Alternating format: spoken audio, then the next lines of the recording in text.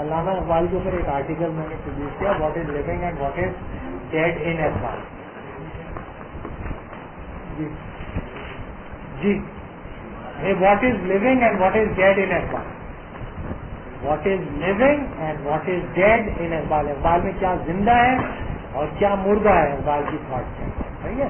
تو اس کو میں نے 3 اسٹیپس کے اندر دیکھ کیا. پہلے اسٹیپ میں نے یہ بتایا ہے کہ اقبال کا کنسیپشن آف نالج کیا ہے, what is the body of knowledge in Iqbal, اور اس باڈی آف نالج کی بنیاد پر وہ کیا امپلیکیشنز ڈرا کرتے ہیں, اور وہ 3 امپلیکیشنز کو ڈسکس کروں گا. ایک لیگل امپلیکیشن جو ان کے کنسیپشن آف اشتہار میں ریفلیکٹ ہوتی ہے, ایک اس کی کلچرل امپلیکیشن جو اسپرٹ آف اسلامک کلچر کے اندر ریفلیکٹ ہوتی ہے, اور تیسری اس کی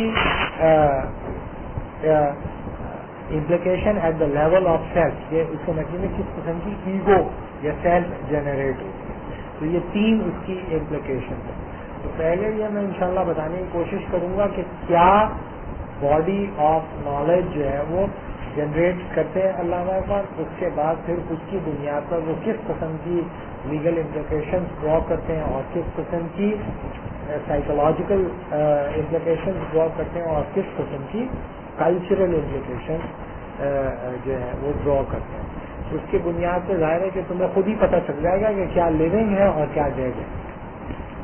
تو مجھے کچھ بتانے کی ضرورت نہیں ہے, وہ تو بالکل کھنکتا ہوا ہے جو کچھ بھی لیونگ ہے, اور کھنکتا ہوا ہے جو کچھ بھی ڈیڈ ہے. پھر اس کو یہ جو پیراڈائم بنے گا اس کو میں کمپیئر کرنے کی کوشش کروں گا ضرب کلیم سے, جو ان کی پوئٹری کتاب ہے. تو جو یہ شروع کا ڈائمینشن ہے اسے میں ڈیولپ کروں گا ان کی ریکنسٹرکشن آف ریلیجیس تھاٹ سے, جو کہ ان کے لیکچر ہیں, اور ضرب کلیم تم لوگ کو پتا ان کی پوئٹری کا مجموعہ ہے. یہ تو آج جو ہے چونکہ ٹائم کم ہے اس لیے اس کو پوری ڈیولپ نہیں کروں گا. بیسیکلی علامہ اقبال جو کلاسیکل مسلم تھنکرز کی ایپسٹمالوجی ہے اس کے اوپر جو اقبال کا آرگیومنٹ ہے وہاں سے آج شروع کرتے ہیں. تو آپ نے 3 باتیں بتائی, مطلب ایک تو علامہ اقبال کا کنسیپشن آف نالج, دوسرا اس کی امپلیکیشن اور تیسری چیز نہیں, اقبال کا کنسیپشن آف نالج وہ باڈی ہے, اسٹرکچر ہے بیسیکلی. اس سے میں نکالوں گا لیگل تھیوری ان کی, اسی سے نکالوں گا ان کی کلچرل تھیوری, اور اس سے نکالوں گا ان کی سیلف کی تھیوری یا آنٹولوجی, تھیوری آف سیلف, اور پھر اس ماڈل کو کمپیئر کروں گا ضرب کلیم. ٹھیک ہے بھائی.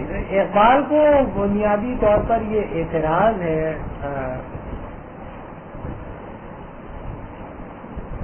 مسلم ایپسٹمولوجیکل ٹریڈیشن سے, یا اسلامک ایپسٹمولوجیکل ٹریڈیشن سے, یا ان لوگوں سے جو اسلام کے اندر یا مسلم تھاٹ کے اندر کنٹریبیوٹ کرتے رہے ہیں علمی سطح کو, یا علمی سطح پر, یا اسلامی علمیت کی فروغ اور ترویج کے اندر جن لوگوں نے کام کیا ہے شروع سے, اس کے اوپر انہیں ایک اعتراض ہے, بنیادی اعتراض.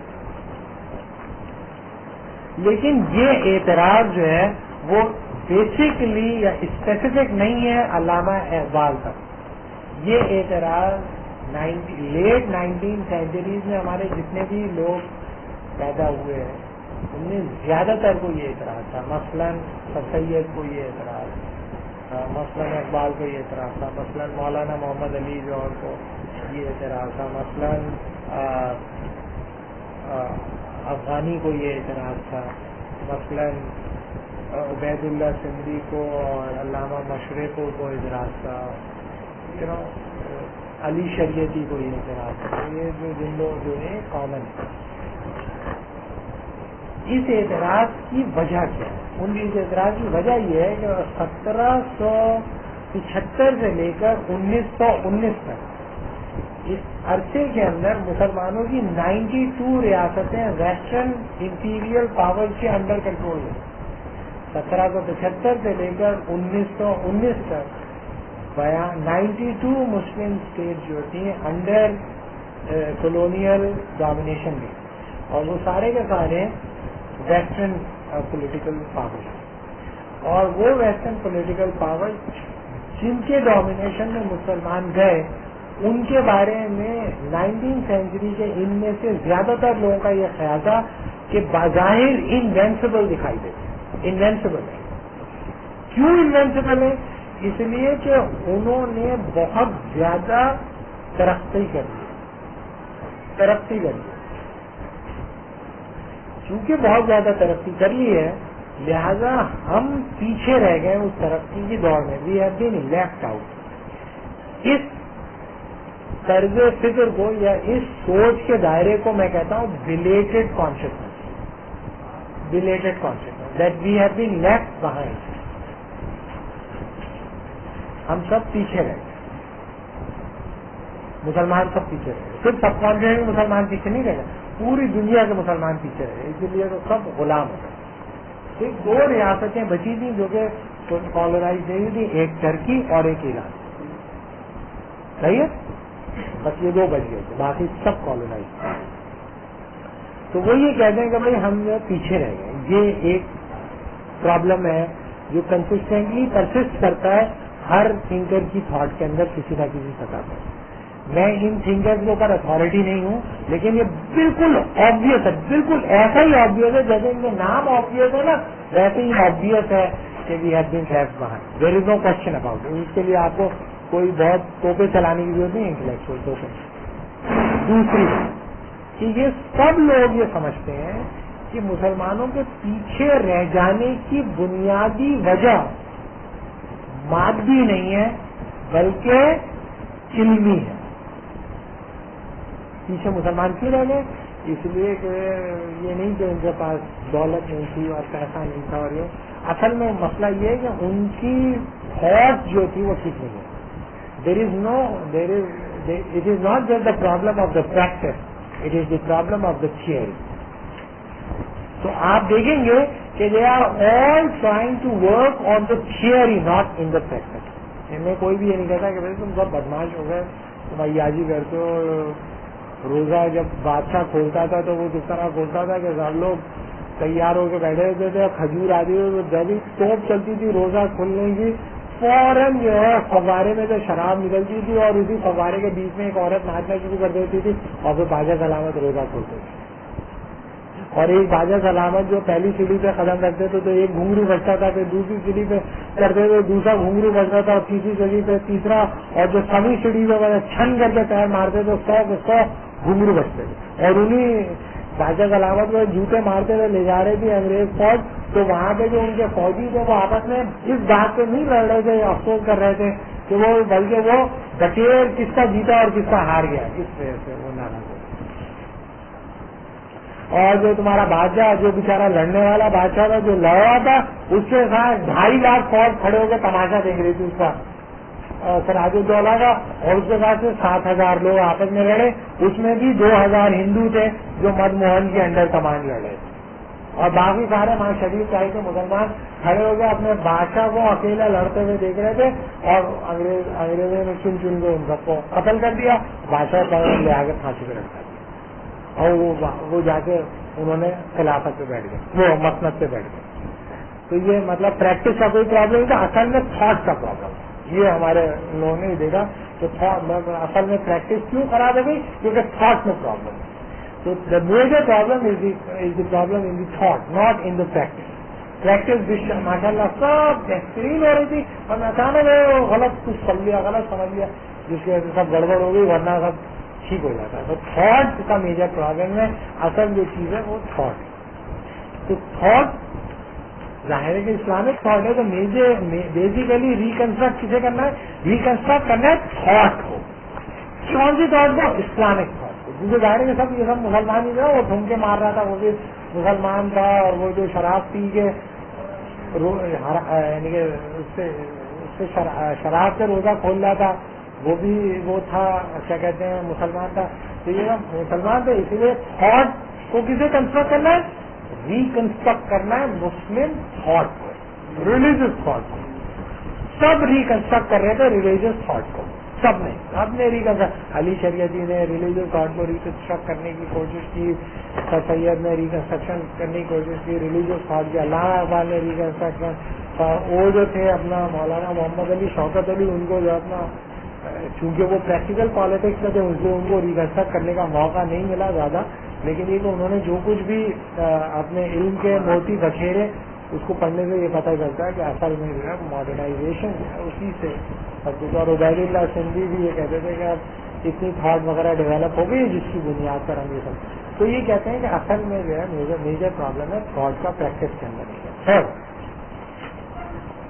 کیسے پتا چلا کہ تھاٹ میں پرابلم ہے؟ کہ دو اسٹیٹ آف کانشیسنیس ہے جسے مسلمان ریکنسائل نہیں کر پائے. ایک consciousness of being in the world اور ایک ہے consciousness of being with God. دو اسٹیٹ آف کانشیسنیس. ظاہر ہے کہ میں خدا کا بندہ ہوں، لہذا میرے پاس ایک ایسا علمی تناظر ہونا چاہیے جس کے تحت میں اپنے آپ کو خدا کے ساتھ جوڑ سکوں، اور خدا کے ساتھ جڑ کر اور خدا اور اس کے پیغمبر کی ظاہر ہے یہ لوگ زیادہ تر لوگ بات نہیں کرتے، لیکن پیغمبر خدا کے ساتھ جڑنے کا کوئی میرے پاس میکینزم ہونا چاہیے. Consciousness of being with God. اور دوسرا consciousness of being in the world. ظاہر ہے کہ میں دنیا میں تو ہوں، کھانا بھی کھانا ہے، جنگ بھی لڑنی ہے، حکومت بھی کرنی ہے، معاشرہ بھی بنانا ہے، یہ سب بھی تو کرنا ہے. تو consciousness of being in the world بھی ہونی چاہیے. بہترین علم کا تناظر کیا ہوگا؟ جس میں دونوں اس طرح سنتھیسائز ہو جائیں کہ تمہیں دنیا بھی ملے اور آخرت بھی ملے، خدا بھی ملے اور وصال صنم بھی، ادھر کے بھی رہیں اور ادھر کے بھی. تو یہ چونکہ ریلیجیس تھاٹ ایک ایسا بہترین میکینزم نہیں پیش کر سکی جس میں دنیا بھی اسی طرح ملتی جیسے کلونیل پاور کو ملی اور آخرت بھی ویسی ملتی جیسے صحابہ کو ملی، لہذا یہ ریلیجیس تھاٹ میں کوئی میجر پرابلم آ گئی، اس کو ٹھیک کرنا پڑے گا. ٹھیک ہے؟ اور کیسے ٹھیک ہوگی؟ When you able to synthesise consciousness of being in the world with consciousness of being with God. ٹھیک ہے؟ چوتھی چیز جو کہ کم از کم سر سید اقبال، علی شریعتی اور علامہ مشرقی کے اندر کنسسٹنٹلی آپ کو دکھائی دے گی، وہ یہ کہ نالج کے کچھ ایسے ڈومین ہیں جو ڈی آنٹولوجیکل ہے. اس سے کوئی فرق نہیں پڑتا کہ آپ جو علم حاصل کر رہے ہیں اس کے پیچھے کون سی مابعث الطبیعت ہے، اس سے کوئی فرق نہیں پڑتا. یعنی کہ علم کے کچھ دائرے ڈی آنٹولوجیکل ہوتے ہیں. ڈی آنٹولوجیکل کا مطلب یہ کہ وہ کسی تصور خیر سے اخذ کردہ نہیں ہوتے، کسی تصور الہیت سے اخذ کردہ نہیں ہوتے، ضروری نہیں ہے، ڈی آنٹولوجیکل ہوتے ہیں. اور ماڈرنزم کے اندر یہ کیپیسٹی ہے کہ وہ تمہیں D ontological domain of knowledge provide کر سکتا ہے. یعنی کہ وہ علم جو کسی خاص قسم کے خیر سے نہیں نکلا، کسی خاص قسم کی الہیات سے نہیں نکلا، یہ امکان ماڈرنزم کے نتیجے میں یا ماڈرنسٹ ایپسٹمالوجی سے نکلتا ہے کہ وہ ایک ایسا علمی دائرہ ہے یا ایک ایسا علمی سانچہ ہے جو کہ تمہیں ڈی آنٹولوجیکل نالج پرووائڈ کرتا ہے. صحیح ہے؟ 4 ہو گئے ہیں؟ 4 5 ہو. لہذا ریکنسٹرکشن آف ریلیجیس تھاٹ کے لیے آپ کو ماڈرن ایپسٹمولوجیکل ڈسکورس سے استفادہ حاصل کرنا چاہیے. لیکن پرابلم یہ ہے کہ آپ جب ویسٹرن تھنکر کو لے کے آئیں گے تو ظاہر ہے کہ لوگ ناراض ہو جائیں گے، اسلامسٹ ناراض ہوں گے، شور مچائیں گے، یہ کیا تم لے کے آ رہے ہو. تو اس کو لیجیٹمائز کیسے کریں؟ یعنی کہ اس ریکنسٹرکشن کو لیجیٹمائز کریں. لہذا سب سے پہلا کام، یعنی 5واں جو سب سے بنیادی کام ہے، اسلامائز کرنا اس ماڈرن ڈسکورس کو جو کہ ایمرج ہو رہی ہے from the historical experience of western civilisation. لہذا اصل جو کام ہے وہ یہ نہیں ہے کہ ڈائریکٹ تم اٹھا کے وہ ماڈلنگ کرنا شروع کر دو. لوگ نہیں سنیں گے، لوگ ناراض ہو جائیں گے، لوگ شکایت کریں گے، لوگ تم ڈسکنیکٹ. لہذا یہ بتانا چھٹا پوائنٹ کہ the modern man is the potential already exists in Neolithic man. The modern man is the concretization of the potential already exists in Neolithic man. یعنی کہ جدیدیت زدہ انسان، جدیدیت زدہ تو یہ نہیں کہتے تو میں کہتا ہوں جدیدیت پسند انسان دراصل اس پوٹینشیل کا اظہار ہے جو بنیادی طور پر تمام انسانی معاشروں کے اندر پایا جاتا تھا اور ماڈرن مین اس کی بہترین اگزامپل کے طور پر سامنے آ گیا. ہم کہہ سکتے ہیں کہ یہ پروگریشن ہے. ہاں پروگریشن ہے، اور اس پروگریشن کے اندر آگے کون ہے؟ ماڈرن مین، اور ظاہر ہے کہ وہ ویسٹرن مین. تو لہذا ہمیں اپنے آپ کو ری ڈیفائن کرنا پڑے گا، لیکن ہم اپنے آپ کو ری ڈیفائن کیسے کریں گے؟ ماڈرن مین کے تھرو نہیں، بلکہ ہم یہ بتائیں گے کہ اسلام تو ماشاءاللہ ماڈرنزم ہی ہے. اسلام ماشاءاللہ نیچرلزم ہی ہے. اسلام ماشاءاللہ سوشلزم ہی ہے. اسلام ماشاءاللہ نیشنلزم ہی ہے. علامہ مشہور رہتی سائنٹیفک سوشلزم کے تھرو ریکنسائل کرتے ہیں، سر سید نیچرلزم کے تھرو، اقبال ماشاءاللہ انہوں نے تو ایک نہیں پتہ نہیں کتنے چیزیں استعمال کی ہیں انہوں نے، لیکن ان سب کو اگر تم ملا کے ایک اگر دیوانی ہنڈی کہو، ہاں شبد جو انہوں نے تیار کیے وہ اگر ہے تو وہ اکلیکٹسزم انہوں نے جو ضرورت تھی اس کا حوصلہ سید میں بھی نہیں تھا، اور نہ علامہ مشرقی اس پائے کا کام کرتے جو اکلیکٹسزم اقبال کے اندر ہے. اور اللہ کا شکر ہے کہ وہ اکلیکٹسزم کی وجہ سے یہ اقبال بچ گئے بہت بڑی کسی مسٹیک کرنے سے، کیونکہ انہوں نے انکوہرنس بہت زیادہ ہے جو کہ تو خود ہی ڈس انٹرانٹ ہو گئے کہ یار اس میں تو بڑی انکوہرنس ہے تو نکل گئے اس سے. لیکن کوہیرنس اگر دکھائی دیتی ہے سید اور علامہ مشہوری کے فریم ورک کے اندر تو اس کے نتیجے میں پوری تحریکیں کھڑی ہوئی ہے نا. تو یعنی کہ آپ یہ کہتے ہیں کہ اسلام کو ریکنسٹرکٹ، جو میجر پرابلم جو چھٹا ایشو ہے کہ اسلام کو ریکنسٹرکٹ کرنے کے لیے you have to rely on naturalism. In order to reconstruct Islam, you need scientific socialism. In order to reconstruct Islam, you need Marxism. لیکن جب ان فلسفوں کے جو چوٹی کے تھنکر ہیں، یعنی کہ نیشنلزم کے جو گہرے بڑے تھنکر ہیں، ان میں سے آپ جتنے تھنکر کو ایک تھنکر بھی ریلائی نہیں کرتا قرآن اینڈ سننا پہ ٹو کنسپچولائز نیشنلزم. جو ماڈرنزم کے جتنے بڑے تھنکر ہیں، رائٹ فرام ڈیکارٹس ٹل ہزرل، ایک بڑا تھنکر آپ مجھے نہیں بتا سکتے جس نے ماڈرنزم کو کنسپچولائز کرنے کے لیے انحصار کیا قرآن اینڈ سنت کے اوپر. آپ پورے مارکس کو پڑھ لیں، ایک جملہ آپ کو نہیں ملے گا کہ مارکس نے سائنٹیفک سوشلزم کی ریکنسٹرکشن کے لیے انحصار کیا قرآن اینڈ سنت کے اوپر. تو یعنی کہ modernism can be defined purely independent of Quran and Sunnah, but Islam cannot be defined without dependency on scientific socialism. You cannot protect Islam, you cannot reconstruct Islam without depending on modernism or without depending on nationalism. It means کہ اسلام کے اندر nationalism ہے، nationalism کے اندر اسلام نہیں ہے. اسلام کے اندر socialism ہے لیکن socialism کے اندر اسلام ہے. مارکس کو باپ کو بھی پتہ نہیں چل سکا کہ ابو ذر غفاری جو تھے پہلے سوشلسٹ تھے، مارکس کو نہیں پتا چلتا. یہ ہمارے لوگوں نے بتایا، انہوں نے کہا تھا سب کچھ یہ بیچ سمجھاؤ یہ کرو بہترین. اور مارکس کے باپ کو بھی نہیں پتا تھا جب علی شریعتی نے کام کیا کہ حابیل اور قابل دراصل کلاس اینٹیگنزم کی وجہ سے لڑ رہے تھے، ایک دوسرے کو اس لیے مار رہے تھے یہ کلاس اینڈ یہ مارکس کے باپ کو بھی نہیں پتا تھا، نہ باقونی کو پتا تھا، نہ برودھا کو پتا تھا. یہ ہمارے علی شریعتی کا کام ہے جو اس نے کر کے دکھایا ہے نا.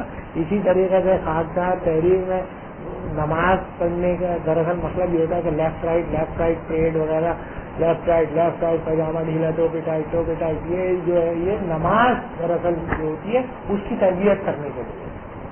یہ مارکس کو نہیں پتا تھا، یہ علامہ مشرقی کو پتا چلا کہ تلوار کا زمانہ نہیں ہے، اب سب لوگ اپنے کندھے کے اوپر بیل کے ڈال کے نکل گئے. ہاں تو یہ جو بلیٹڈ کانشیسنس کی بڑی ریڈیکولس مینیفیسٹیشن ہوئی، یہ اس لیے کہ جو ماڈرنزم کو نہیں پڑھا تھا صحیح طرح ان لوگوں نے، بالکل آپ ان کے ٹیکسٹ کو پڑھے نہیں سمجھ میں آئے گا، بالکل صحیح طرح پڑھا نہیں ہے انہوں نے. ماڈرنزم کو کیسے ریکنسائل کر لیں گے اس کے ساتھ، اور یہ نیشنلزم کو صحیح طرح پڑھا نہیں ہے انہوں نے. اگر صحیح طرح نیشنلزم کو پڑھا ہوتا تو اس کے نتیجے میں اسلام کو نکالنے بجائے اس کے نتیجے میں پریگمیٹزم کو نکالتے، اس کے نتیجے میں مارکسزم کو نکالتے، اس کے نتیجے میں لاجیکل پازیٹیوزم کو نکالتے.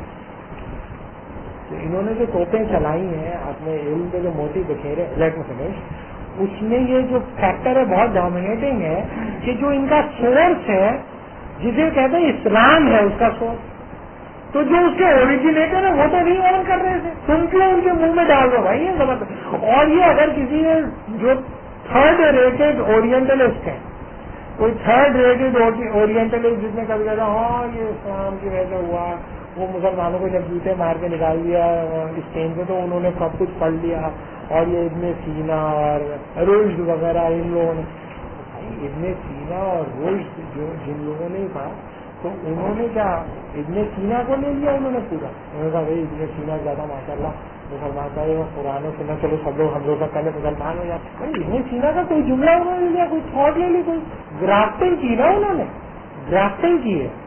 ابن سینا کی گرافٹنگ کی ہے، یا قرآن و سنت کو لیجیٹمائز کر لیا. اور ابن سینا کا بھی وہ ایسپیکٹ لیا جو ہائیلی سیکولر تھا، خزون کا وہ ماڈل لیا جو ہائیلی سیکولر تھا، رولز کا وہ ماڈل لیا جو ہائیلی سیکولر تھا. تو گرافٹنگ کی اس میں کون سی اس سے یہ کیسے ثابت ہو گیا کہ بالکل اسلامی ہو گیا؟ اور کیا مسلمان جو کچھ کر دیتے سب اسلامی ہوتا ہے؟ مسلمان جو کچھ بھی کرتے ہیں سب یہ مسلمانوں نے بنایا، اسلامی جگہ گئی ہے. ہم لوگ جا کے مر جائے وہ خدائی کے جائیں گے مسلمانوں اسلامی جگ کہیں گے کیا اس کو؟ جگ بھی بناتے تھے بیچارے، پانی پیتے تھے، ہم تو سمجھتے تھے کہ یہ ناریل کے چھلکوں میں پانی پیتے ہوں گے پاکستانی، لیکن اس سے ترقی کر گئے تھے، جگ بھی بنا رکھا تھا انہوں نے، وہ تو سب مر گئے، جگ محفوظ ہے. تو یہ اسلامی جگ، مسلمان جو کام کرتے ہیں اسلامی تھوڑی ہو جاتا ہے. تو آپ کو تو دیکھنا پڑے گا کہ آپ کے جو آرتھوڈاکس سورسز تھے اس میں سے کتنے کو استعمال کیا انہوں نے، کتنے کو استعمال کیا بھائی.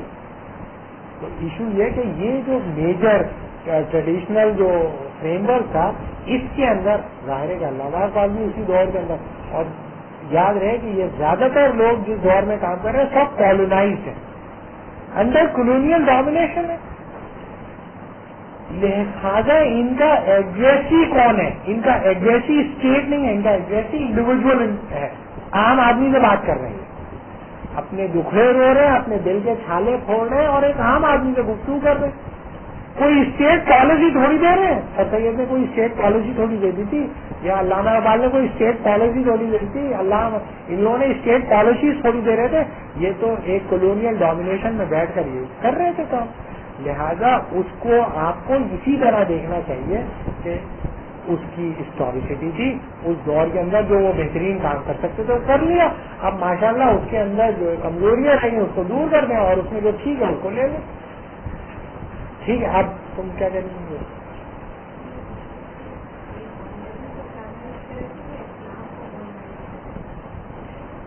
بیسیکلی تو وہ یہی کہہ رہے تھے کہ اگر وہ یہ کہہ رہے ہیں کہ ماڈرنزم کا اوریجن اسلام ہے تو پھر کیا کہہ رہے ہو؟ ماڈرنائزیشن کی اسلام کاری کر رہے ہیں نا، اور کہہ رہے ہیں او ہو یار تم لوگ صحیح مسلمان نہیں، صحیح مسلمان. ابھی تم نے سنتے سنتے میرے بچوں کے کان پک گئے. بھائی اصل اسلام تو ہم نے دیکھا بھائی لندن کے اندر سب لوگ لائن میں کھڑے ہوئے شرافت سے, اور کوئی کچرے کے ڈبے میں نہیں پھینک رہا, سب لوگ جو ہے کوئی کچرے کا ڈبہ نہیں ملتا جیب میں لے کے گھر چلے جاتے ہیں کاغذ کے ٹکڑ. یہ ہوتا ہے اسلام, اور یہی بتاتے ہیں نا بھائی.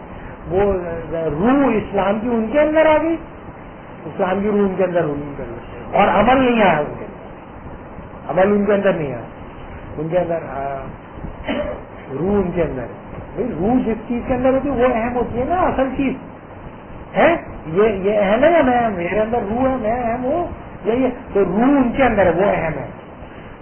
تو وہ اسلامائز کرنے کا مطلب یہ ہے کہ آپ کہیں کہ بھائی یہ دراصل یہ سب کچھ انہوں نے یہ جو بم کے گولے وہ بنا رہے ہیں اور نیوکلیئر بام بنا رہے ہیں اور کلوننگ کر رہے ہیں اور یہ سب بالکل عین اسلامک ہے. اسلام مسلمان ہی کر رہے ہوتے. یہ سب بہت اچھی بات ہوتی ہے کہ اوپر ہوائی جہاز سے انڈسکریمنیٹلی انسانوں کے اوپر بامبنگ کرنا, مار ڈالنا لاکھوں انسانوں کو, یہ سب بہت بالکل بہت اچھا ہو رہا ہے. وہ سب ہم لوگ کر لیتے تو بہت اچھا ہوتا, لیکن وہ ہم لوگ نہیں کر پائے, وہ لوگوں نے پہلے کر لیا. چلو کوئی بات نہیں, انشاءاللہ ہم لوگ بھی کر لیں گے. اور اسلام یہی تو ہے. تو وہ اسلام کی جو انٹرپریٹیشن ہے وہ یہ بتاتے ہیں کہ ماڈرنزم کا سورس جو ہے وہ اسلام ہے. ہم لوگ دراصل کچھ اور چکر میں لگ گئے, صوفیزم کے چکر میں لگ گئے, وہ نہیں لگے انہوں نے. وہ میں آرگومنٹ بتاؤں گا جب میں ابھی جو یہ میں نے 6 پوائنٹ بتائے اس کے اوپر کوئی بات کر لیتے ہیں, پھر آج اس کو یہیں پہ روک دیں گے. نیکسٹ کلاس سے پھر میں اقبال سے اسپیسیفکلی کرنا شروع کروں.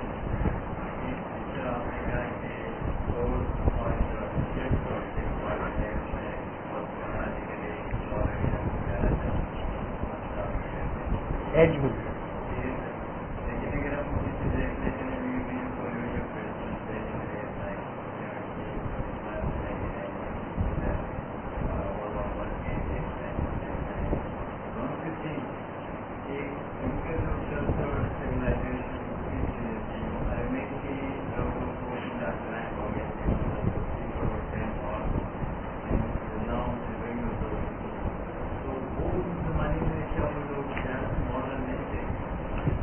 یہ سب کو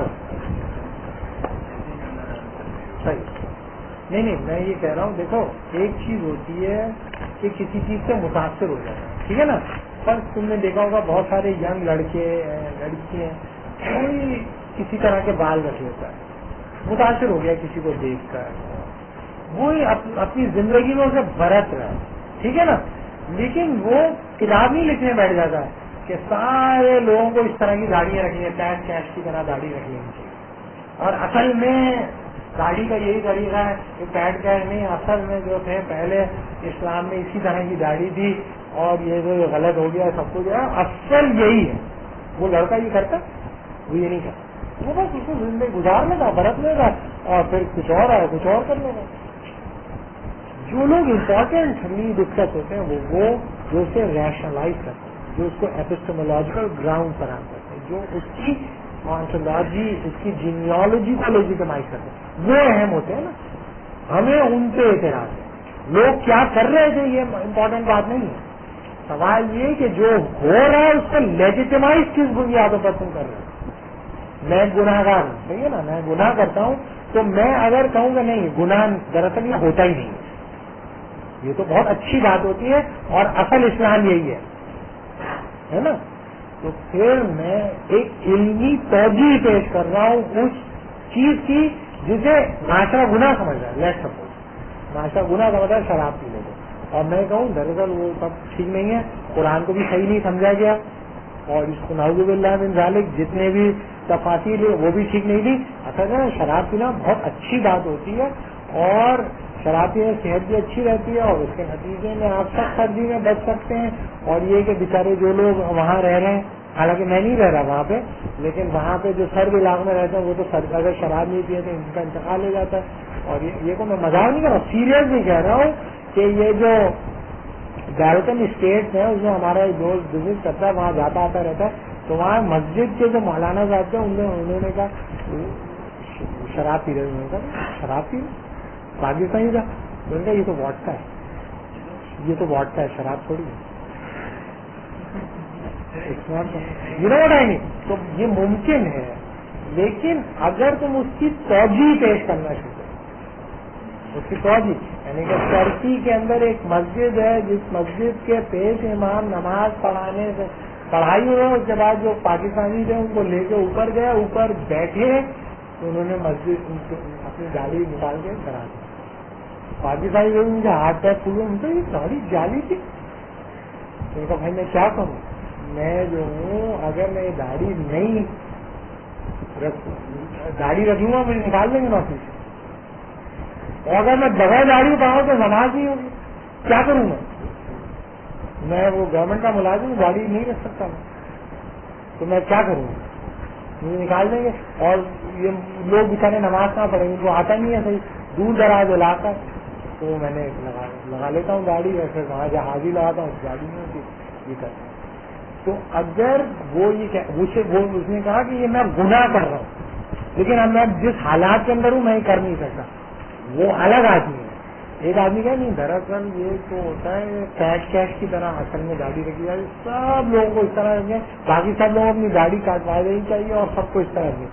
یہ ایک علمی توجہ ہو جائے گا، یہ ایک بالکل الگ چیز ہے. متاثر ہونا ایک الگ چیز ہے، اور اس کی کو علمی بنیادوں پر ڈیفینڈ کرنا اور اس کو ایک مورل آرگیومنٹ کے تھرو لے کے دینا ایک بالکل الگ بات ہے. تو جو ریفارمسٹ ہوتے ہیں they are protesting in the sense کہ وہ پروٹیسٹ کرتے ہیں اس ایپسٹمالوجی کے خلاف جو کہ اسٹیبلش چلی آ رہی ہے. اور وہ یہ کہتے ہیں کہ دراصل ان سب کی سمجھ میں نہیں آیا، میں پہلا آدمی ہوں جس کی سمجھ میں آ گیا. ظاہر ہے کہ علی شریعتی سے پہلے پوری اسلامی تاریخ ہے، آپ مجھے ایک آدمی نہیں دکھا سکتے جو یہ کہے کہ حابیل قابل میں لڑائی کلاس اینٹیگلزم کی بنیاد پر ہوئی ہے. یہ خیال بھی علی شریعتی کو مارکس کو پڑھنے کے بعد آیا ہے نا. یہ دلیل ہے نا، اگر یہ دلیل ہے تو اس کا مطلب ہے کہ مارکس کے تصور تاریخ کے اندر رہ کر تم پوری انسانی تاریخ کو ایکسپلین کر رہے ہو اور تم پوری اسلامی تاریخ کو ری انٹرپریٹ کر رہے ہو. ہاں یہ علی شریعتی ایگزامپل اس لیے دے رہا ہوں کہ راستے کو العقیدہ کوئی بدماش بد کردار آدمی نہیں ہے، تاریخ نہیں کمیٹڈ رہا ہے وہ اسلام کے ساتھ، لیکن وہ انٹرپریٹ کر رہا ہے اسلام کو اس ہسٹوریکل ٹریڈیشن کے اندر جس میں وہ فٹ ان نہیں ہوتا. تو میں یہ نہیں کہہ رہا کہ اس زمانے کے لوگ ویسٹرنائز تھے اور ابھی کم ہے. یہ بالکل صحیح بات ہے کہ 70s کے پاکستانی سوسائٹی کے اندر جو پڑھے لکھے لوگ تھے انگریزی بولنے والے اتنی نمازی نہیں تھے جتنے کہ آج کے ہیں، یہ ٹھیک بات ہے. لیکن ایشو یہ ہے کہ کیا ریلیجیس جسٹیفیکیشن جس طرح دی جا رہی ہے اب جن چیزوں کی، کیا اس وقت ممکن تھی یا نہیں. اس بنیاد پہ ہم طے کریں گے کرائیٹیرین کے ماڈرنائز سوسائٹی زیادہ ہوئی ہے یا کم. میں یہ سمجھتا ہوں زیادہ ہوئی ہے، کیونکہ جن چیزوں کو علمی طور پر آپ ڈیفینڈ نہیں کر پاتے تھے ایک زمانے میں، اب آپ علمی طور پر اس کو ڈیفینڈ کرنے کی ضرورت پیدا کر لی آپ، اور آپ دھڑلے سے کہتے ہیں کہ یہ ہے صحیح ہے نا. اسلام کے اندر میوزک ہے، کسی نے ایک بار تمبورے سے انگلی مار دی ہوگی کسی نے تو وہ تم نے کہا کہ جائز ہو گیا. جیسے بابا بلے شاہ کے پاس کی باقیات میں سے ایک ٹوپی، ایک تصویر اور ایک مسلح اور ایک چادر اور ایک تمبورا ملا. ٹوپی نماز ہے اور تمبورا بھی جسٹیفائی ہوا، یہاں اس کے اوپر اللہ اللہ بھی لکھا ہوا ہے، دونوں کے اوپر اللہ لکھا ہوا اور وہ ٹوٹا ہوا بھی ہے.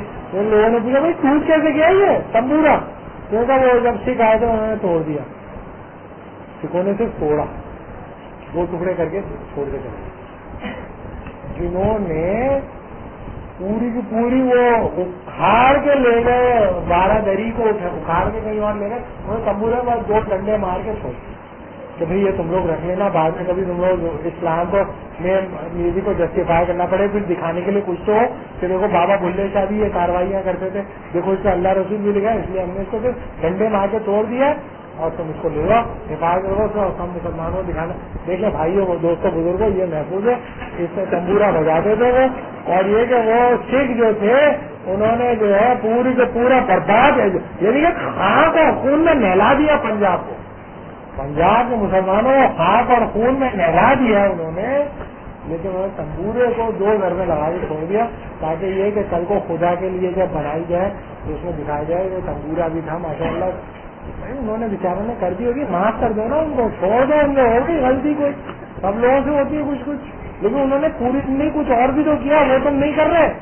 پوری زندگی تذکیہ کرتے رہے، بڑا بلے کا ایک وقت کا کھانا کھاتے تھے. تم اتنی موٹی موٹی توندے لے کے مجرے سننے جا رہے ہو. کھاؤ نا ایک دن کا کھانا، کھاؤ. 30 سال تک ایک وقت کا کھانا جو بابا بلے کا کھاتے تھے نہیں کھاتے تھے. وہ زمین پہ سونا جو زمین پہ پوری رات جو ہے سورہ بقرہ کی تلاوت کرتے کرو، دم ہے تمہارے اندر تو نہیں. انہوں نے ایک تمبورے پہ لہٰذا میں پوری زندگی اپنی ریڈیوس کر دوں گا تمبورا بجانے پہ. اور پھر بابا بلے کا کیا کہتے ہیں، چلو بھائی میرے کیسے بنا کے بیچو بازار کے اندر 25-25 روپے میں. بابا بلے کا کیا کانسرٹ کرتے تھے، اپنے کیسٹ بیچتے تھے جو بھی آتا ہے درگاہ کے اوپر. ہاں یہ دھندا کرتے تھے وہ. اور اس کے لیے پوری کی پوری ملٹی نیشنل انسٹیٹیوشنل اسٹرکچر انہوں نے کھڑا کیا ہوا تھا، جس کے اندر پورے کے پورے لوگ 9 to 5 بیٹھ کر اس کی سیکوینس کرتے رہتے تھے، اس کی آرڈرنگ کرتے تھے، اس کے پیچھے کیپٹل ایکومولیشن کے پروسیس کو جنریٹ کرتے تھے. یہ کر رہے تھے وہ. تم یہ جسٹیفیکیشن کر رہے تھے اور تم کہتے ہو میں نے اسکرپٹ لکھ لیا، اس میں کنسلٹینسی کرنا نام دے دیتے اور سوسائٹی خاموشی سے کان میں تیل اور منہ میں گھنگریاں ڈال کے بیٹھی ہوئی ہے. تو یہ میں یہ نہیں کہوں گا کہ وہ اسٹیبلش ہو رہی ہے وہ ایپسٹمالوجی.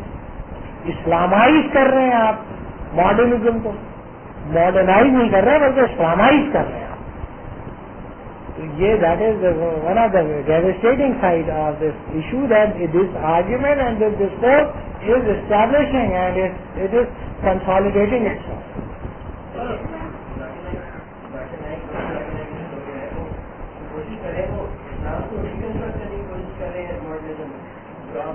میں ذاکر نائک کی اگزامپل نہیں، میں نہیں سمجھتا ذاکر نائک ریکنسٹرکٹ کرنے کی کوشش کر رہا ہے. ذاکر نائک بالکل آرتھوڈاکس، جو میں نے اس کی ریڈنگ نہیں پڑھی، جو میں نے اس کو دیکھا ہے میرا خیال میں بالکل آرتھوڈاکس آدمی ہے بظاہر ذاکر نائک نہیں.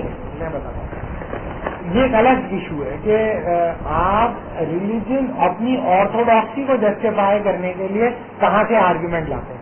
جن لوگوں کی میں نے یہاں پہ بات کی وہ آرتھوڈاکسی کو جسٹیفائی نہیں کرتے، ان کی تدلیل اور توہین اور مذاق اڑاتے. صحیح ہے نا. ذاکر نائک یہ نہیں کرتا. ذاکر نائک کا آپ مجھے کوئی ٹیکسٹ نہیں دکھا سکتے جس میں اس میں کوئی توہین کی ہوگی، وہ نہیں کرتا، بالکل آرتھوڈاکس ہے. لیکن اس کی اپروچ سے میں اختلاف کر سکتا ہوں. یہ اجتہادی غلطی ہو سکتی ہے ذاکر نائک کی، یا میری گمراہی یا میری جہالت ہو سکتی ہے کہ میرا خیال ہے کہ سائنٹیفک ماڈلنگ کی تھرو آپ کو ڈیفینڈ نہیں کرنا چاہیے. لیکن یہ کہ وہ کرتا ہے، لیکن یہ کہ وہ ہے بالکل آرتھوڈاکس، وہ کوئی اپالوجیٹک نہیں ہے، بالکل اپالوجیٹک نہیں ہے. وہ بالکل ہی ہاکش اس کا ایٹیچیوڈ ہے. یہ بالکل الگ متکلمین کی جو اپروچ رہی ہے نا کہ آپ اپنے آرگیومنٹ کو ڈیفینڈ کرنے کے جہاں سے بھی لے آئیں آرگیومنٹ وہ لے آئیں اور مار گرائیں سامنے والے. تو وہ کرتا basically he is in the process of dialectics. Dialectics is the art of argumentation. So he is very well grounded in that art of argumentation. تو وہ آرٹ آف آرگیومنٹیشن کو استعمال کرتا ہے. لیکن میں بنیادی طور پر اس اپروچ سے ڈس ایگری کرتا ہوں. کیوں؟ کیونکہ سائنٹیفک میتھڈالوجی ری انفورس ہوتی ہے اس اپروچ کے نتیجے میں. ریلیجیس ایپسٹمالوجی ڈی لیجیٹمائز ہوتی ہے.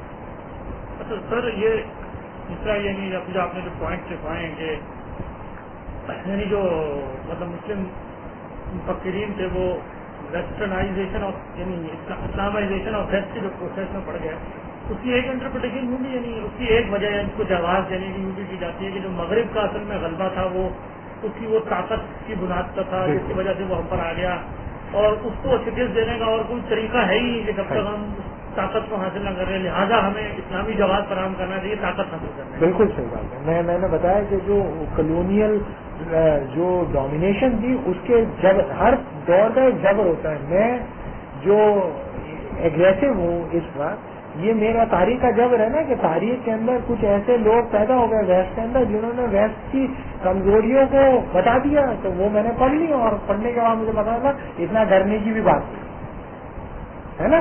تو جب آپ یعنی کہ جو ڈومینیشن کا جو زور تھا ان لوگوں کے زمانے میں وہ زیادہ تھا، وہ سمجھتے تھے کہ یہ بہت، لیکن یہ بڑا آدمی وہی ہوتا ہے جو آگے 100 سال پہلے آگے دیکھ رہا ہے. لیکن مطلب اقبال کے بارے میں یہ نہیں کہہ سکتے مطلب مثال طور پہ جو ہے مطلب وہ تو جو ہے کانڈ سے آگے بڑھے ہی نہیں، مطلب انہوں نے تو اپنی فکر کا آغاز اور اختتام جو ہے کانڈ سے کر دیا ہے.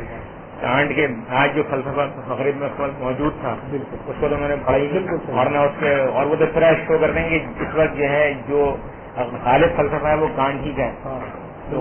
حالانکہ وہ تو کنٹیکٹ ہو گیا تھا. 1900 جو اس وقت فلسافیکل کانگریس کا ڈائریکٹر تھا ایمرلڈ روزویلٹ، وہ تو مذاق ہو رہا تھا. وہ کہہ رہے تھے کہ تم science crisis of European sciences لکھ رہا تھا، وہ لیکچر دے رہا تھا. انڈکٹیوزم کا وہ کہتا ہے 19 سینچری کی کہانی ہے. اب کہہ رہے ہیں اسپرٹ آف اسلام انڈکٹیوزم، وہ تو 20ویں صدی کے اندر وہ کہہ رہا ہے بھائی وہ انڈکٹیوزم بھی نہیں ہے، فالسیفیکیشنزم بھی نہیں ہے.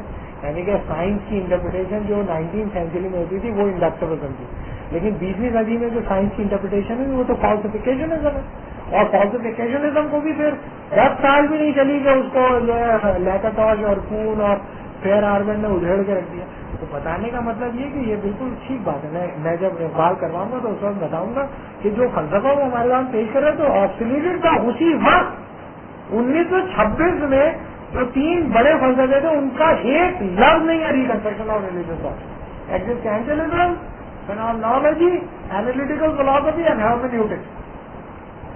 کوئی ذکر ہی نہیں ہے ان کا، یعنی ان کے بارے میں ان کو کچھ نہیں پتا تھا. جو اس وقت کا سب سے پاورفل فلسفہ جو آگے چل کر اس چیز میں کبھی تک انفلوئنس کرنے والا تھا، وہ جو انفلوئنشل فلاسفی تھی، نہ ان کو وٹگنسٹائن کا کوئی ریفرنس تھا اس میں، جو لینگویج گیم شروع کر کے اس نے پوری ٹریڈیشنل نالج کے اسٹرکچر کو چیلنج کر دیا تھا. وٹگنسٹائن کا کوئی ریفرنس، ہزرل کا کوئی ریفرنس نہیں،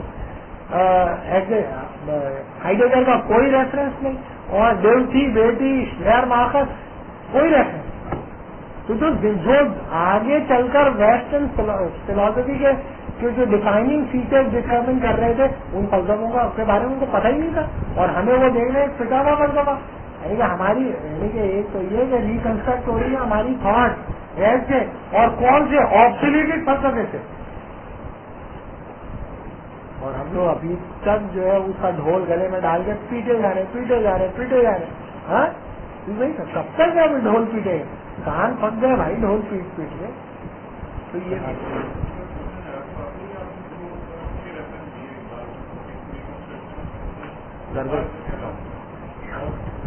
ضربے کلیم. دیکھو پہلی بات تو یہ اقبال کا جو پرشین لٹریچر ہوتا میں پڑھ نہیں سکا، ٹھیک ہے نا، میں نہیں جانتا اس کے بعد. لیکن ضرب کلیم کے بارے میں میرا یہ خیال ہے، جو میرا تھیسس ہے وہ آج میں انٹروڈیوس نہیں کرنا چاہتا. میرا ایک تھیسس ہے اقبال کے بارے میں سمجھتا ہوں کہ اقبال زندہ بھی ہے ایک سینس میں اور مردہ بھی ہے ایک سینس میں اپنی تھاٹ کے لیول پہ. لیکن اقبال کی ایک ریڈرشپ اقبال کو مارنے کے چکر میں ہے at the cost of the other reading of Iqbal. تو اقبال کی 2 ریڈرشپ ڈیولپ ہوئی ہے. ایک بالکل آرتھوڈاکس ہے، وہ آرتھوڈاکسی انٹرپریٹ کرتی ہے اقبال کی، وہ اقبال سے محبت کرتی ہے، اقبال کی عزت کرتی ہے، اور اقبال نے جو فلسافیکل مسٹیک کی ان کو اگنور کرتی ہے. وہ کہتے ہیں ہمیں اس سے کوئی لینا دینا ہی نہیں، ہم اقبال سے محبت، جس طرح آپ اپنی اولاد سے محبت کرتے ہیں، آپ اپنے باپ سے محبت کرتے ہیں، اپنے ماں باپ سے جب آپ محبت کرتے ہیں تو ہم اپنے ماں باپ کی غلطیوں کو اگنور کر دیتے ہیں، کہتے ہیں یار جو کچھ بھی ہے میرا باپ. اسی طرح ہم کہتے ہیں کہ اقبال جیسا بھی ہے ہمارا ہے، اس میں غلطیاں کرنی ٹھیک ہے، ہم اسے اگنور کر دیں. تو ایک آرتھوڈاکسی کی انٹرپریٹیشن، ایک اقبال کی سیکولرسٹک انٹرپریٹیشن. تو جو سیکولرسٹ ہیں وہ بنیاد بناتے ہیں ریکنسٹرکشن اور ریلیجیس تھاٹ کو، اور جو آرتھوڈاکس ہیں وہ بنیاد بناتے ہیں ضرب کلیم کو. تو دونوں کے اندر ایک اینٹیگونزم ہے. تو جو ریڈرشپ ضرب کلیم کو فوکس کرتی ہے وہ اقبال کے اس فلسفے کی کو مار ڈالنا چاہتی ہے جو کہ ریکنسٹرکشن اور ریلیجیس تھاٹ میں وہ دیتے ہیں. اور جو سیکولرسٹ ہیں وہ ضرب کلیم کی جو تھاٹ ہے اس کو مار ڈالنا چاہتے ہیں at the cost of the یہ ایک آرگیومنٹ ہے. ظاہر ہے کہ یہ ایک میتھڈ ہے، ایک فریم ورک ہے اقبال کو دیکھنے کا، کیونکہ ظاہر ہے کہ اقبال سے ہمیں محبت ہے اور اقبال کی جس چیز کو ہم بچانا چاہتے ہیں اسے تو ہم بچائیں گے. یہ نہیں ہوتا کہ سب لوگ ایک بڑا آدمی پورا کا پورا غلطی نہیں کرتا. اقبال ایک بڑا آدمی ہے تو کچھ چیزیں تو ظاہر ہے کہ ہمارے لیے بڑی ویلیوبل ہیں، اسے تو ہمیں بچانا ہے کسی نہ کسی طرح. بابا یہ جو دو ڈائمینشن نظر آتی ہیں شاعری میں جو طرز کلیم آپ نے کہا اور دوسری تحریر میں اس کے اندر جو ہے وہ چیز یہاں نہیں جھلتی اور یہاں والی چیز وہاں جھلک نظر نہیں آتی، تو اس کی کیا وجہ ہے؟ ضرب کلیم کے اندر وہ فلسفہ جو اقبال نے جنریٹ کیا تھا، میرا ذاتی رائے یہ کہ اقبال اس سے کوئی بہت زیادہ کنوینس نہیں ہے اپنے ہی فلسفے، لہذا انہوں نے اس کو اس طرح سے اون نہیں کیا جس طرح سے انہوں نے اپنی پوئٹری کو اون کیا۔ دوسری بات یہ کہ اقبال کا جو فلسفہ تھا اس میں اکلیکٹزم اتنا ہے کہ اس کو ڈیفینڈ کرنا بڑا مشکل ہے کسی آدمی کے لیے فلسفیان ہونے میں، لیکن اقبال کی جو پوئٹری ہے وہ ایک آدمی کے دل سے نکلی ہوئی ہے، دل سے نکل کر دل میں اترتی ہے، دیکھو نا، تو پوئٹری دل سے نکل کر دل میں اترتی ہے، اسی لیے اس میں کوئی پرابلم نہیں، لیکن فلسفہ ذہن سے نکل کے ذہن میں اترتا ہے، تو ذہن جو ہوتا ہے وہ ریزسٹ کرتا ہے، تو ذہن کے اندر جو بیریئرس تھے اس کو وہ نہیں اوور کم کر پائے، اور اقبال کا فلسفہ بڑا ویک ہے، اس میں اتنا کانٹرڈکشن سے بھرپور ہے۔ اور دوسری بات یہ ہوتی ہے آرٹ صحیح ہوتا ہے نہ غلط ہوتا ہے، لیکن فلسفے میں کانٹرڈکشن آپ کو دکھائی دے جاتی ہے بہت زیادہ، تو پوئٹری میں آپ زیادہ تھا پوئٹری کو اپریشیٹ کر سکتے ہیں، اپریشیٹ نہیں کر سکتے، اور کیا کریں گے آپ؟ غلط شعر پڑھ دیا ہے یہ تو آپ کہہ ہی نہیں سکتے، لیکن میں یہ تو کہتا تھا غلط آرگومنٹ ڈیولپ کر دیا۔ تو پوئٹری کا جو ڈومین ہے ایستھیٹکس کا ڈومین ہے، یہ سپوز تھاٹ ہے نا، لیکن subject to the interpretation of the reader. Poetry میں جو ہوتا ہے پوئٹری تمہیں انسپائر کر گئی اور مجھے انسپائر نہیں کی، تو اگر تم مجھے کہو کیسے انسپائر کرنا چاہیے تو تم اس کو مجھے تفسیر کرو گے، پوئٹری کی ایک انٹرپریٹیشن کرو گے، اور وہ انٹرپریٹیشن کر کے تم اس خیال کو مجھے کنوینس کر لو گے، تو میں اپریشیٹ تو پھر بھی میں نے پوئٹری کو نہیں کیا۔ یس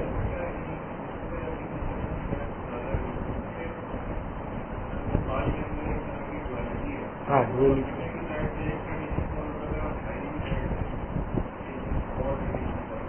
جی بالکل بالکل بالکل، اور فلسفے کے اندر وہ جو میں نے اسٹیبلش کرنے کی کوشش کی ہے، فلسفے کے اندر بھی وہ دو ٹریڈیشن لے کے چل رہا ہے، جسے میں کہتا ہوں، جسے میں ٹرم دیتا ہوں ایپسٹمولوجیکل پیراللزم۔ فلسفے کے اندر بھی دو ٹرینڈز لے کے چل رہا ہے، جب میں فلسفہ پڑھاؤں گا تو میں آپ کو بتاؤں گا، تاکہ آپ کو یہ دکھائیں کہ اقبال پریشان ہے اس فلسفے کو کے اندر سے وہ نکلتا نہیں ہے نا ریلیجن، تو کیا کرے پھر؟ وہ ریلیجن کو چھوڑنے پہ تیار نہیں ہے، فلسفے کی جورسڈکشن کو ماننے پہ تیار نہیں ہے، لہٰذا کہتا ہے میں فلسفے کی جورسڈکشن وغیرہ کو نہیں مانتا۔ تو کیوں نہیں مانتا؟ اس لیے کہ میں ریلیجن کو سیکریفائز کرنے پہ تیار نہیں ہوں، میں پروفٹ کو کی ڈومینیشن کو سیکریفائز کرنے پہ تیار نہیں ہوں، میں پروفٹ کی پرائیویسی کو سیکریفائز کرنے پہ، پرائیورٹی کو سیکریفائز کرنے پہ تیار نہیں، اس لیے بہت زیادہ کانٹرڈکشن ہے۔ ٹھیک ہے بھائی، اس میں ایک جو سوال ہے مطلب بہت کہ جو آپ نے مطلب گفتگو کے شروع میں جو کوانٹیفائی کیا ہے مطلب سر سید کو اور علامہ اقبال تک، علی شریعتی وغیرہ، کہ ان لوگوں کے جو مطلب بنیادی تو مطلب یہ کہ خیال ہے وہ یہ کہ جو ہے مطلب مسلمانوں کی جو شکست ہے یا جو سوال ہے اس کا سبب ان کا عمل نہیں ہے، بلکہ جو ہے ان کا علم ہے، یعنی نظری طور پر، یعنی تھیوری جو ہے وہ ٹھیک نہیں ہے، پریکٹس ٹھیک ہو یا نہ ہو اس سے کسی قوم کے کچھ حوالے کوئی تعلق نہیں ہے۔ تھیوریٹیکلی جو ہے مطلب ہماری جو مطلب اسلامی جو فکر اسلامی ہے اس کے اندر کوئی ایسے مسائل موجود ہیں جو کہ ہمارے جو بھی مطلب مفکرین تھے انہوں نے اس کو حل نہیں کیا، وہ اس میں غالبوں کے لیے آتے ہیں ساروں کو جو ہے مطلب لہٰذا، اور اس میں جو مطلب اس کا حل جو ان کے پاس ہے وہ یہ کہ ہم ترقی کی دور میں پیچھے رہ گئے۔ تو مطلب میرا سوال آپ سے یہ ہے کہ آپ نے اس تھیسس کو جو ہے صرف مطلب اقبال اور علی شریعتی تک جو ہے محدود کیا ہے، راسخ العقیدہ تحریکیں 20ویں صدی کی جتنی بھی راسخ العقیدہ تحریکیں ہیں بشمول جماعت پاکستان، تو مولانا مودودی کی تحریروں میں بھی اور جتنی بھی تحریکیں اس وقت چل رہی ہیں دنیا بھر میں، ان سب کا جو مطلب مشترکہ مسئلہ ہے وہ تو یہی ہے کہ بھائی ہم جو ہے ایک روحانی صبح جو ہے خلافت اسلامیہ سے محروم ہو گئے، اور وجہ یہ تھی کہ ہمارے پاس سائنس اور ٹیکنالوجی یہ تھی جو کہ مغرب کے پاس ہے کیونکہ ہمیں شکست جو ہوئی ہے وہ سائنس اور ٹیکنالوجی نے دی ہے، اور سائنس اور ٹیکنالوجی جو ہے وہ ریکارڈ کی جو مطلب باغیت ہے اس کے منتقلی میں پیدا ہوئی. مطلب تو یہ تو مطلب یہ کہ راسخ العقیدہ سے لے کر ماڈرنسٹ سب کا پیراڈائم یہ کہ آرگومنٹیشن الگ ہے. مطلب دیکھیں اس میں دونوں میں بہت بنیادی فرق ہے. پروگریس جو ہے اور ٹیکنالوجیکل ڈیولپمنٹ جو ہے اس کے طرف دو طرح کے رویے. ایک ہے ٹیکنالوجیکل ڈٹرمنزم، یہ ایک الگ چیز ہے. یعنی کہ میں یہ کہتا ہوں کہ بھائی میں جس دور کے اندر ہوں اس میں جو سوسائٹی کا بہاؤ ہے اور جو چیزوں کی ایکسپیکٹیشن اور ایکسپریشن ہے وہ ٹیکنالوجیکلی ڈٹرمنڈ ہے. تو میرے پاس چوائس نہیں ہے کہ میں کہاں جاؤں. میں تو کراچی میں پیدا ہو گیا، ابھی کراچی کے اندر بس میں بیٹھ کے جاتے ہیں ادھر، اور جو ہے تو جو لائف اسٹائل میں نے اختیار کیا ہے وہ ٹیکنالوجیکلی ڈٹرمنڈ ہے. اس ٹیکنالوجیکل ڈٹرمنیشن کی وجہ سے میں ٹیکنالوجی پر انحصار کرنے پہ مجبور ہوں. یہ ایک الگ چیز. ایک یہ ہے کہ میں یہ کہوں کہ یہ جو نظام زندگی ہے یہ دراصل انسان کے اندر چھپے ہوئے پوٹینشل کا بہترین پاسبل اظہار ہے. لہذا انسانی تاریخ میں جو بہترین دور ممکن ہے پاسبل وہ یہی ہو سکتا ہے. اور اس دور کے حصول میں جو علمی بحثیں ہیں رکاوٹ ان سب کو یا تو ختم کر دینا چاہیے یا ان کو ری اسٹرکچر کر دینا چاہیے، ریکنسٹرکٹ کر دینا چاہیے، تاکہ آپ اس دور حاضر کو میں ڈائریکٹلی پارٹیسپیٹ کر سکیں اور کنوینس کر سکیں اپنے لوگوں. یہ بالکل الگ پوزیشن ہے. ایک میں اس کی پوزیشن انسٹرومینٹل ہے اور دوسرے میں آئیڈیل ہے. انسٹرومینٹیلٹی ایک ڈفرنٹ چیز ہے اور آئیڈیلائزیشن ڈفرنٹ. میں نے جن لوگوں کو چھوڑ دیا اور ان کا نام نہیں لیا، میں سمجھتا ہوں کہ اسے وہ انسٹرومینٹل سمجھتے ہیں. یہ میرا حسن ظن ہے یا میرا پریجوڈس ہے یا میں ان کا رہن کھایا جو بھی ہے میری بدماشی ہے، میں ان کو چھوڑ. لیکن ان لوگوں کے بارے میں سوال ہے وہ آئیڈیلائز کرتے ہیں. There is a difference between idealising something and instrumentalising something. امام خمینی نے یہ نہیں کہا کہ سب چیزوں کو بند کر کے ٹرین وین یہ سب بند کر دو اور سب لوگ جو ہے گھوڑوں پہ آ جائیں، لیکن اسے انہوں نے آئیڈیلائز بھی نہیں کیا. یہ آپ کو علی شریعتی میں نظر آئے گا. مرتضیٰ مظاہری نے آئیڈیلائز نہیں کیا لیکن انسٹرومینٹلائز دونوں نے کیا. تو آئیڈیلائز کرنا کسی چیز کو ایک الگ چیز ہے، انسٹرومینٹلائز کرنا الگ چیز ہے. لیکن یہ بالکل ٹھیک بات ہے کہ بہت ساری مذہبی تحریکوں نے یہ صرف سائنس اینڈ ٹیکنالوجی، کیونکہ ان کا یہ خیال تھا کہ science and technology value neutral ہے. جو ڈی آنٹولوجی کا میں نے اعتراض اٹھایا نا وہ سائنس اینڈ ٹیکنالوجی کے حوالے سے کسی حد تک اور پولیٹیکل سائنس کے حوالے سے کسی حد تک ان کا یہ خیال ہے کہ یہ ڈی آنٹولوجی، یعنی کہ پولیٹیکل سائنس کے جو انہوں نے میکینزم استعمال کیے، پارلیمنٹیرین ڈیموکریسی اور کانسٹیٹیوشنلزم اور ہیومن رائٹ ڈسکورس، ان سب کے بارے میں ان کا یہی خیال تھا کہ ویلیو نیوٹرل ہے. انہوں نے بھی غلطیاں کی. تو اگر ہم لوگوں کو یاد ہو کہ پچھلی یعنی کہ اس سے پہلے جو میں نے پورا سیشن کیا تھا میں نے ریلیجس موومنٹ کو اچھی طرح انگیج کیا تھا اور یہ بتایا تھا کہ انہوں نے کہاں میجر پرابلمز ہیں ان کی سالو کی. لیکن اس کے باوجود بھی میں یہ کہتا ہوں کہ اسے آئیڈیلائز نہیں کرتے، انسٹرومینٹلائز کرتے ہیں. ویسٹ ریلیجس پارٹیز کے پولیٹیکل پروسیس کے تھرو جیت جانے کے باوجود انہیں اقتدار نہیں سونپنے دیتا کیونکہ وہ اسے خوف ہے کہ بدماش انسٹرومینٹلائز کرتے. جب ان کے آ جائے گا کہیں گے اب ہم آ گئے ماشاء اللہ یہ سب کچھ بند، اب ہم آ گئے انشاءاللہ 30 سال تک میں ہی حکومت کروں گا اور جو کہے گا ٹینٹ ہے اس کا ٹیٹوا دبا دیں. تو کہتے ہیں یہ انسٹرومینٹلائز کرتے ہیں ڈیموکریسی کو، یہ ہر چیز کو انسٹرومینٹلائز کرتے ہیں، لہذا یہ لیکن ان لوگوں کے بارے میں وہ یہ نہیں کہتے. ان کے بارے میں بالکل انہیں یقین ہے کہ دے آر آئیڈیلائزنگ. تو ڈفرنس آئیڈیلائز کرنے اور انسٹرومینٹلائز کرنے میں بہت فرق ہوتا ہے. لیکن اس میں یہ بھی تو مسئلہ ہے کہ مطلب آئیڈیلائز اگر وہ کریں گے تو پھر ان کی ایگزسٹنس ایسے ہوگی. ظاہر ہے کہ وہ کس علمیت کے نمائندہ ہیں اور جس کو وہ نمائندگی کر رہے ہیں، اگر وہ اس علمیت کو جو ہے کمتر ٹھان لیں تو پھر ان کی سوسائٹی میں حیثیت کیا ہوگی؟ پھر تو ہے کہ سوسائٹی جو ہے ان کو ایکسپیکٹ کرے گی جو کہ ان کی اپوزٹ سائڈ پر اسٹرانگر سائڈ پہ کھڑے ہیں. تو یہ تو ان کا اپنے سروائیول کا مسئلہ ہے کہ اگر یہ اس کو مطلب یہ کہ کھلے لفظوں میں مثال اگر آپ اسلامی بینکاری ایکسپٹ کر لیتے ہیں تو اس کے بعد بچہ کی آپ کے پاس جو ہے جب آپ کا پورا اکنامیکل سسٹم جو ہے وہ سود پر کھڑا ہوا ہے تو آپ نے سود کو اسلامائز کر لیا تو آپ کچھ بھی کہتے رہے مجھ سے آ کر کے یہ اسلام یہ ہے وہ ہے سود حرام ہے تو ان سود کی آیتوں کی حیثیت کیا ہے؟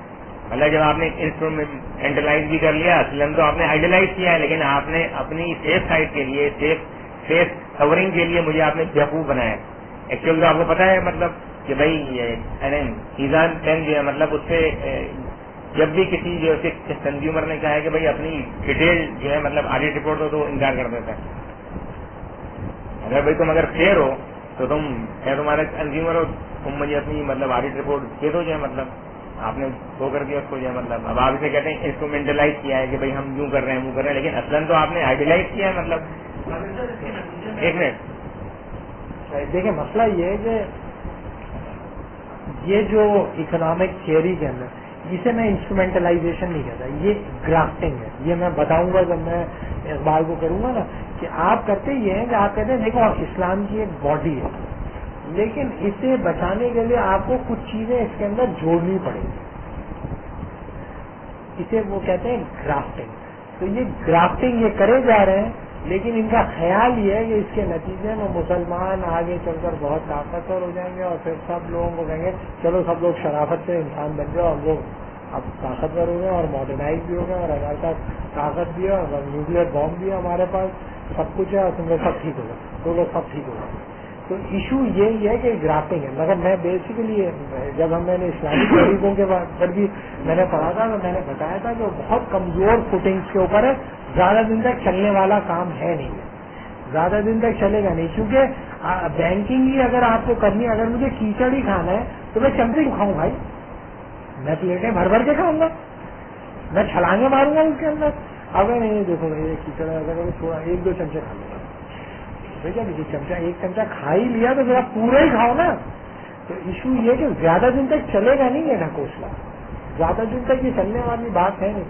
یا تو ان کو ریٹریٹ کرنا پڑے گا یا پھر جو ہے نہیں جو مطلب دیکھیں نا یہ جو تجربہ ہے مطلب اسلامی بینکاری کا تجربہ یہ تو پہلے ہوا تھا 1964 میں ہوا تھا قطر کے اندر یہ ٹھیک ہے نا, اور وہاں پر یہ ہوا پھر یہ اسی طرح پیک پر بھی گیا اسی طرح آج کل پاکستان میں, اور اس کے بعد جو ختم ہو گیا وہاں پر فیل ہو گیا مطلب فلاپ ہو گیا بالکل. اسٹیٹ کو جو ہے مطلب اون کرنا پڑا کہ بھائی اسٹیٹ نے نیشنلائز کر کے بینک کو جو ہے بچایا مطلب.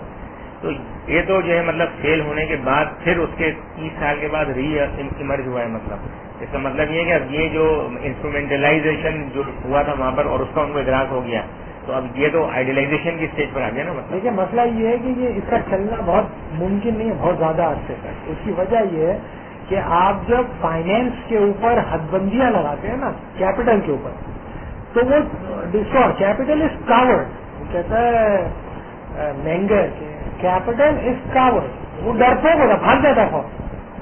آپ اس پہ حد بندیاں لگاؤ گے تو جنریٹ تھوڑی ہوگا, ایکومولیٹ تھوڑی ہوگا, بھاگ جائے گا فوراً. تو یہ چلنے والا چیز ہی نہیں ہے. زیادہ تھوڑے دن کچھ مذہبی لوگ الو بنیں گے جس طرح پہلے وہ الو بنتے رہے, اس کے بعد کہیں بھائی ہم لوگ سب الو بن گئے چلو کوئی بات نہیں لانا دے دو. زیادہ دن چلنے والا تھوڑی ہے. دیکھیے مسئلہ یہ ہوتا ہے کہ جو چیز کمپیٹیبل نہیں ہوتی, گرافٹنگ جو ہے بڈنگز ہوتی ہیں. جس طرح آلو کے اوپر آلو جب اگتا ہے تو اتنا بڑا آلو کبھی نہیں اگتا, تبھی تو وہ بڈنگ ہوتی ہے. انگلی کے اوپر انگلی نکلتی ہے, نکل جاتی ہے نا کبھی کبھار, ہاتھ سے بڑی ہو نہیں جائے گی. تو بڈنگ ہمیشہ چھوٹے آلو سے اوپر نکلنے والا آلو ہمیشہ چھوٹا رہتا ہے. کیوں؟ کیونکہ اسی آلو سے تو اپنی غذا حاصل کرنا ہوتا ہے, بڑے آلو سے. تو بڑے آلو سے بڑا تھوڑی ہو سکتا ہے. بڑا آلو جب ہو گئی میرے سے بھی بڑا ہو رہا تو چلو کھانا پینا بند کرو. تو یہ بڑے آلو کے اوپر یہ جو چھوٹے آلو نکل رہے ہیں زیادہ دن تک چلیں گے نہیں. دوسری بات یہ کہ جتنی تیزی سے اکانومی کا اسٹرکچر ویری کر رہا ہے,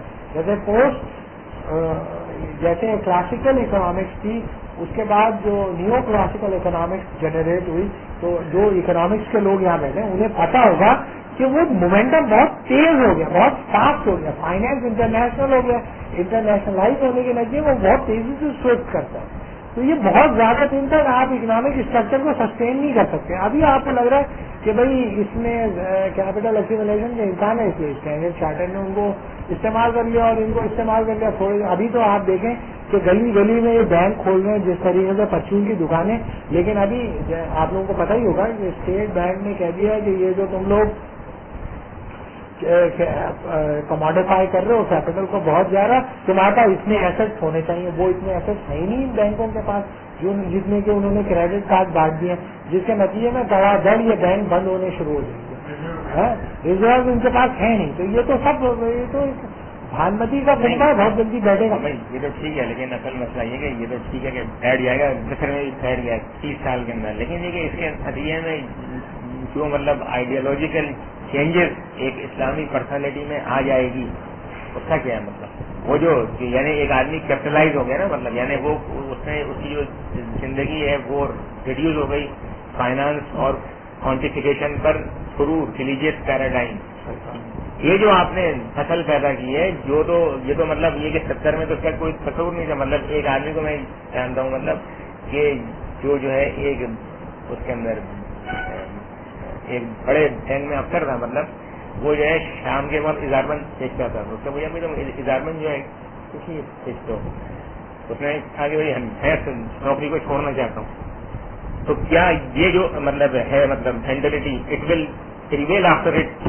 یہ تو ناممکن ہے. مطلب یہ کہ ظاہر ہے کہ پروٹیسٹنٹائزیشن میں بھی یہی ہوا تھا کہ پہلی دفعہ جب اگر آپ ٹونی کی کتاب پڑھیں religion and the rise of capitalism, تو شروع کے اندر جب کیپٹلزم جنریٹ ہو رہا تھا تو اس وقت جو کیتھولکس تھے ان کی سمجھ میں نہیں آ رہا تھا کہ اس پوری کیپٹلائزیشن کے عمل کو کیسے لیجیٹمائز کریں. تو اس کے اندر جو پیورٹنس تھے, پیورٹنس ہی کہتے تھے کہ دیکھو یہ تو بالکل صحیح بات ہے کہ لوگوں کو کی ضروریات جائز ہیں اور ہمیں زیادہ سے زیادہ ویلتھ جنریٹ کرنی چاہیے ایک مذہبی فریضے کے طور پر. لہذا ایسے راسخ العقیدہ پیورٹن کرسچن تھے جو پورا دن زیادہ سے زیادہ کیپٹل ایکومولیشن کے پروسیس میں رہتے تھے اور پوری رات عبادت کرتے تھے. جیسے ڈیکسٹر ہے, جیسے کرومویل ہے, یہ لوگوں کا بارے میں اپنی ذات کا ایک پیسہ خرچ نہیں کرتے, لیکن اس کے نتیجے میں ایسی زبردست لیجیٹمیسی ملی کیپٹل انسٹیٹیوشن کو کہ کیپٹلزم جو تھا وہ ایک ریلیجیس ویلیو بن گیا, جو کہ پروٹیسٹنٹزم کے اندر آگے چل کر یہ بنا کہ جو دنیا میں کامیاب ہوگا آخرت میں بھی وہی کامیاب ہوگا. اور جس ویلیو کو چیریٹی کو ریپلیس کیا ورک نے, اور اس کے نتیجے پوری کی پوری سوشل ٹرانسفارمیشن ہوگی. تو اس بات کا بالکل امکان ہے کہ اگر یہ ہمارے علماء شکست کھا گئے اور کم از کم اس تندہی کے ساتھ انہوں نے اسلامائز کرنے کی کوشش کی ویسٹرن اسٹرکچر کو, تو یہ جو ہے امکان ہے کہ آگے ہم لوگ سب جو ہے ماشاء اللہ یہ کر رہے ہیں. اور دوسری بات یہ کہ جب ہم یہ اس پروسیس کے اندر پارٹیسپیٹ کرتے ہیں تو یہ ایک ایسے چین ری ایکشن جنریٹ کرتا ہے جو جس میں اگلا کاز اور افیکٹ کا ریلیشن شپ کہاں جا کے جنریٹ ہوگا آپ کو کچھ پتہ تھوڑی ہے. یہ تو اندھیرے کے تیر ہیں جو کہاں کہاں لگ رہے ہیں اور کس کس کو لگ رہے ہیں اس کو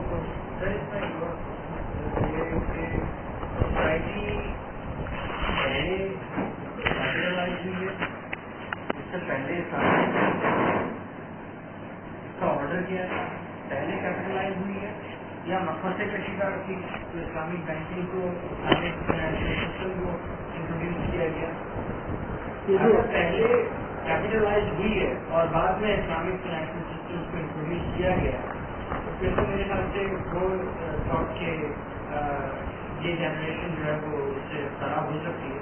دیکھو پہلی بات تو یہ کہ جب ہم یہ اکنامکس کے لوگ بیٹھے تم نے بھی اکنامکس ہی کریں گے, تم لوگوں کو پتہ ہے کہ اکانومی کو ڈیفائن کیا جاتا ہے in terms of the formal sector of economic. Formal sector کتنا ڈیپینڈنٹ ہے جوائنٹ اسٹاک مارکیٹ پر.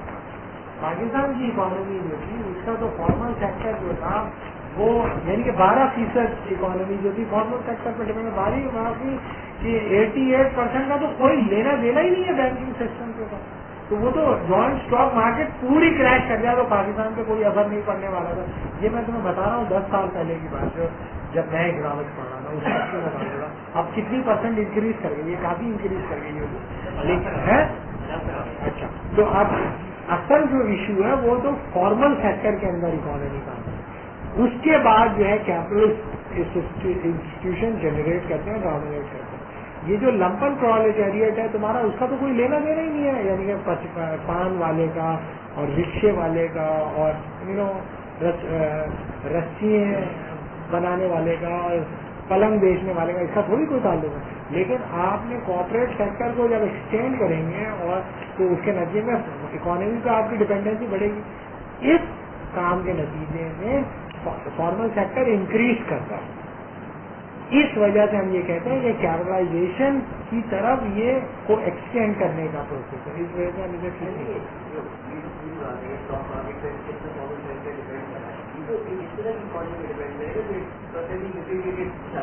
جیسے آج جو ہے کئی معاملات ہوتا ہے, یہ ہوتا ہے وہ ہوتا ہے, اسٹاک مارکیٹ اوپر سے اوپر جاتی رہتی ہے. ابھی یو ایس میں جو ہے وہ ڈیفالٹ پیمنٹ تھوڑی سی کچھ 1% ڈیفالٹ پیمنٹ پوری اسٹاک مارکیٹ کرتے ہیں. اور دوسری بات بینکنگ سسٹم میں بھی آپ کہیں گے یہ ایریا میں ہے تو نکل جائے گا. تو ہمارے یہاں سے یہ چیز اچھا بینکنگ سسٹم ہے یہ خود ڈیولپ نہیں ہوا ہے, ایرین طور پہ انڈورس کیا ہے. اب اگر اسٹیٹ بینک کہتا ہے کہ کنزیومر بینکنگ یہ سب نکالو تو اب سارے کے سارے بینک جو ہے اتنے اسٹرانگ بینک ہے وہ اس چیز کے اگینسٹ جا رہے ہیں, اسٹیٹ بینک پاور لے رہے ہو. تو جب ایلین طور پہ چلایا جائے گا تو کیا اس کا افیکٹ تبدیلی ہوگا تو بہت رہ جائے گا. وہ پہلی بات یہ ظاہر اکنامکس میرے سے بہتر تم جانتے ہوگے, لیکن تمہیں یہ پتا ہے کہ بینکنگ سیکٹر کے اندر بڑا کیپٹل جو ہے وہ کرتا ہے کہ ایونچولی تو وہ اولیگارکی میں جاتا ہے, مناپلی کے اندر جاتا ہے. تو سٹی بینک کو کہاں کمپیٹ کرے گا عسکری بینک ہے اس کی کوئی برانچ عسکری والے کی, اس کو الٹا ٹانگ لیں گے تھوڑے دن میں سٹی بینک والے. اسٹینڈرڈ چارٹر کا مقابلہ کرے گا نظام بینک, کر سکتا ہے وہ لے آئے, وہ بھی ریبا فری وہ سب کچھ لے کے آ گئے. 2 مولویوں کو انہوں نے پکڑا, انہوں نے ہی پکڑ لیا, اس میں کیا ہے. اور 0% انٹرسٹ ریٹ کیا نیسسریلی اسلامک ہوتا ہے. جاپان کے اندر کتنے بینک ہیں, یعنی کہ میں جب پڑھ رہا تھا اکنامکس جس زمانے کے اندر تو اس میں ہمارے وہاب صاحب ہوتے تھے یونیورسٹی میں, ہر سال ان کو جاپان کے گورنمنٹ ہوں. تو میں جو ہے جیپنیز لینگویج سیکھ رہا تھا تو میں نے بہت اس سے دیکھا 0% تھا انٹرسٹ ریٹ اس کو ہمارے جیپنیز اکانومی کے اندر بینکنگ سیکٹر. تو 0% انٹرسٹ ریٹ ہو جائے تو کیا وہ اسلامی ہو جاتا ہے. طوائف اگر برقع پہن لو اسلامی طوائف تھوڑی ہو جاتی ہے, وہ طوائف ہی رہتی ہے. تو یہ it's not just because of the interest availability of interest and the non availability of interest. یہ لوگ تو آپریٹر جنریٹ کر اگر یہ کہتے تھے کہ ہم نے اس کو کر دیا, کیا کہتے ہیں, اسلامائز کر دیا, تو یہ تو ٹھیک بات نہیں ہے. بلکہ اس سے بڑا زبردست ٹیکسٹ پروڈیوس ہوا تھا, the unannounced death of Islamic finance, doctor Javed Akbar. اس میں 10 آرٹیکل تھے جو ٹاپ اس وقت اسلامک اکنامسٹ ہیں. یعنی کہ یہ جس آدمی بات رہا 10 سال پاکستان کا چیف اکنامک, 8 سال پاکستان کا چیف اکنامک ایڈوائزر رہا, اور یعنی کہ ایران کا جو ہے 2 سال جو ہے چیف اکنامک ایڈوائزر ہے, ملیشیا کا 1 سال چیف اکنامک ایڈوائزر. یہ وہ آدمی بتائے کہ بالکل ایک ان اناؤنس ڈیتھ واقع ہو چکی ہے اسلامک فائنینس. اس طرح تھوڑی ٹی وی پہ آ کے اس طرح بول دینے سے کچھ ہو جاتا ہے. لیکن یہ ضرور ہے کہ جو خالد بھائی نے کہا جو علمی سطح پہ دھچکا لگے گا وہ اس کا امپیکٹ بہت عرصے تک رہے گا.